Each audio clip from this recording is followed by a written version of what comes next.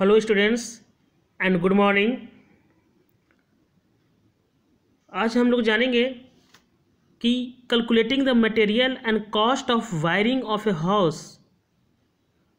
तो उसके लिए हमें एक सीक्वेंस है और उसको हम एक डायग्राम के थ्रू समझने की कोशिश करेंगे कि जब भी रेसिडेंशियल बिल्डिंग आप इलेक्ट्रिफिकेशन करते हैं, वायरिंग करते हैं और पूरी तरह से पूरी वायरिंग हाउस का एस्टिमेटिंग एंड कॉस्टिंग, कितनी वायरिंग करते समय कितने कॉस्टिंग आएंगे, उसके diagram, wiring diagram, schematic diagram, single line diagram, ये सारा हम इस डायग्राम के माध्यम से, इस प्रोसेस पॉइंट बाई पॉइंट के माध्यम से समझने की कोशिश करेंगे।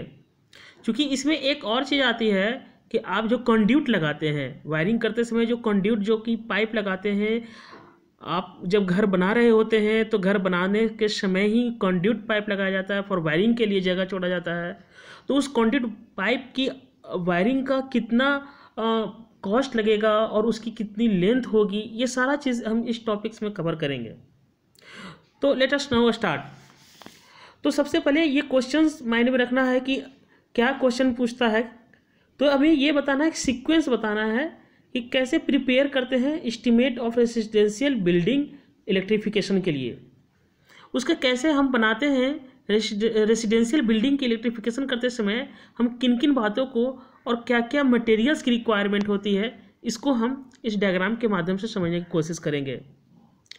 तो पहले हमें ये बनाना है, इस डायग्राम को आप बहुत अच्छे से समझ लीजिए और इस डायग्राम को आप इसको एक माइंड मैप में भी आपको रखना है, आपको कैलकुलेशन करते समय, एस्टिमेटिंग करते समय, क्योंकि ये आपको 30 मार्क्स के क्वेश्चंस के रूप में आपके पिछले साल के एग्जामिनेशन में आया हुआ है। और ये अभी फ़िलहाल आपको इस माध्यम से इसको याद रखना होगा आपको, या तो आप समझ कर याद करें तो ज़्यादा बेटर होगा। आपका 6 पॉइंट इधर है एंड सेकेंड पेज में भी आपको ये पॉइंट है 7, 8, 9। आपको 9 पॉइंट तक आपको अच्छे से समझना है। मैं हर पॉइंट को आपको लाइन बाय लाइन अच्छे से समझाने की कोशिश करूँगा। तो पहले क्या करना है कि आप ड्राइंग बनाना है, जो आपको हाउस में इलेक्ट्रिक पॉइंट जहाँ जहाँ लगाना है, वायरिंग करना है, तो उसको आप ड्राइंग करेंगे, इंस्टॉलेशन करेंगे, प्लान करेंगे, वो बाय द पेपर पे करेंगे। तो ये प्लान बिल्डिंग का जो करते हैं हम, जो सुटेबल बोर्ड कहाँ लगाना है, लोकेशन ऑफ मेन बोर्ड कहाँ लगाना है, एनर्जी मोटर कहाँ लगाना है, डिस्ट्रीब्यूशन बोर्ड कहाँ लगाना है, ये आप मार्किंग करते हैं एक सिंबल के द्वारा। और इस मार्किंग को एक पेपर पे सिंगल लाइन डायग्राम बनाते हैं और वायरिंग डायग्राम भी बनाते हैं। तो मैं इस पॉइंट को मैं यहाँ पे समझा भी रहा हूँ और यहाँ सेकेंड पेज में लिख भी दिया हूँ। आप इसको स्क्रीनशॉट से आप इसको ले सकते हैं, जस्ट आप इसका स्क्रीनशॉट भी लेंगे और मैं पीडीएफ फॉर्मेट भी आपको सेंड कर दूंगा। सेकेंड पॉइंट है, देन आफ्टर फर्स्ट पॉइंट आप जब बना लेंगे, single line diagram, wiring diagram कर लेंगे, उसके बाद से सेकेंड पॉइंट करेंगे calculation of total connected load in ampere. आपको कैलकुलेट करना है एम्पियर का, करंट एम्पियर का, क्योंकि आपको साइज ऑफ वायर और रेटिंग ऑफ केबल पता तभी करते हैं जब आपका टोटल कनेक्टेड लोड को हम डिवाइड करते हैं। जैसे आपको मैंने बताया था कि जितना लोड है उसको डिवाइड कीजिए 220 वोल्ट, सिंगल फेज है तो, और 3 फेज है तो 440 से डिवाइड करें तो हम उसका रेटिंग निकाल लेते हैं। तो टोटल कनेक्टेड लोड हमें सेकेंड में निकालना होगा। ये आपको ध्यान रखना है कि टोटल कनेक्टेड लोड कितना है और वो भी एम्पियर में। तो अगर आपका ये निकल जाता है तो इससे हम size and rating of cable को बारे में हम बता सकते हैं। तो ये आपका सेकंड पॉइंट आपको माइंड में होना चाहिए। थर्ड पॉइंट है selection and rating of main switch and सब main switch.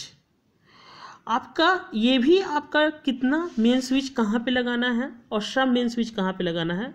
Once the load is available, अगर आपका लोड अवेलेबल है, the main switch is selected on the basis of current rating. आप जो स्विच का सिलेक्शन करेंगे वो करेंट रेटिंग के बेसिस पे करेंगे और नंबर ऑफ पोल्स के बेसिस पे करेंगे। तो ये याद रखना है कि जो आपका ये सिलेक्शन करना है स्विचेस का, वो आपका on the basis of current rating पे करेंगे। अब आपका selection on rating of distribution board MCB और फ्यूज़। अब आपका फ्यूज़ जो होगा वो भी आप रेटिंग पे करेंगे।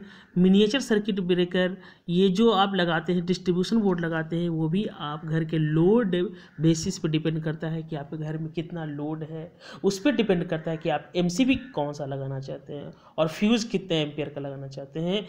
ये सारा डिपेंड करता है रेटिंग्स पे, कितने लोडेड हैं, लोड कितना है।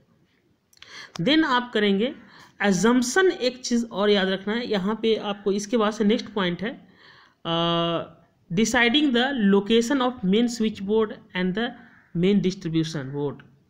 आपको ये डिसाइड करना है कि हमें कहाँ पे मेन स्विच बोर्ड लगाना है और मेन डिस्ट्रीब्यूशन बोर्ड लगाना है, ये आपका डिसाइड करना है लोकेशन। देन आफ्टर उसके बाद से अब आपका कैलकुलेट करना है लेंथ ऑफ केसिंग, कैपिंग और कंड्यूट पाइप का। जब हम केसिंग, कैपिंग और कंड्यूट पाइप जब हम वायरिंग करते हैं, हाउस वायरिंग करते हैं, तो जो आपका पाइप फिटिंग करते हैं जिसमें पाइप से आप कंडक्टर यानी वायर को गुजारते हैं, तो उस पाइप का लेंथ कितना लेना है ये आपको ध्यान रखना है। और ये लेंथ कैलकुलेट करते हैं आपका कहाँ से मेन बोर्ड है और कहाँ पे आपका लोड कनेक्टेड है, यानी कहाँ पे आपका मीटर बोर्ड से लेकर डिस्ट्रीब्यूशन बोर्ड से होकर जहाँ पे आपका लोडेड है। और जैसे सपोज दैट आपका टोटल लेंथ वहाँ से कैलकुलेट करना है। जैसे सपोज दैट मैं एग्जांपल बताता हूँ, आप मान लिया जाए आप मेन स्विच बोर्ड से आप लोड पे कनेक्ट किए, जैसे पंखा हो गया, वहाँ से आपको मेज़र करना है। देन आपका बल्ब, देन आपका अदर हाउसेस का, तो आपको main switch board, main distribution board से आप कैलकुलेट करेंगे। तो यहाँ से आपको कैलकुलेट करना है लेंथ ऑफ कंड्यूट और केसिंग, कैपिंग पाइप का। अब आपको calculation of length of phase wire and neutral wire. आपको फेज और न्यूट्रल वायर को आपको यहाँ पे calculation length of phase wire, neutral wire को करेंगे। Phase and neutral wire calculated by सब सर्किट वाइज।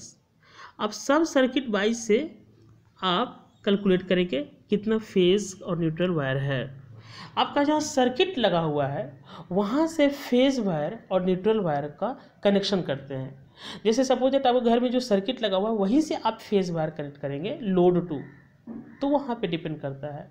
और ये भी याद रखना चाहिए कि टोटल मान लिया आप जब मेज़र करते हैं जितना है उसे हम एक्स्ट्रा, सपोज दैट मैंने पॉइंट पे यहाँ पे लिखा है 15% वेस्ट लेना है, एक्स्ट्रा ले लेना है, ताकि आपका कई बार ज़रूरत पड़ जाता है तो आपको वायर थोड़ा ले लेते हैं एक्स्ट्रा, तो हमें आसान होती है वायरिंग करते समय।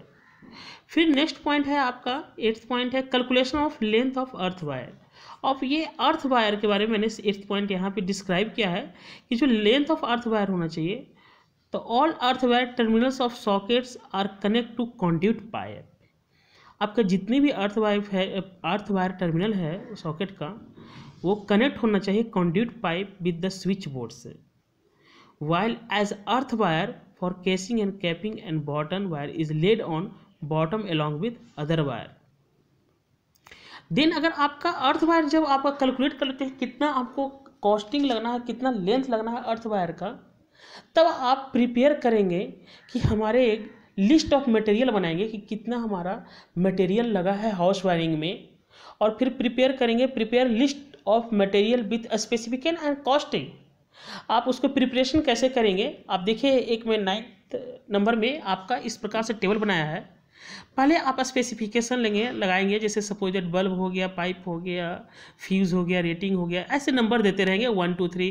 जैसे 1 में बल्ब हो गया, 2 फैन हो गया, कितने आपका होल्डर्स लगने हैं, कितने आपका कंड्यूट पाइप लगने हैं, ये सारा स्पेसिफिकेशन लिखेंगे। जितने भी इलेक्ट्रिकल मटेरियल्स होंगे, जितने भी इलेक्ट्रिकल इक्विपमेंट्स होंगे, वो स्पेसिफिकेशन में डालेंगे और कितना लगेगा। सपोज दैट आपके पंखा हाउस वायरिंग करते समय आपका फ़ैन लिखें और आपके टोटल रूम्स 5 हैं तो क्वांटिटी 5 लगेंगे।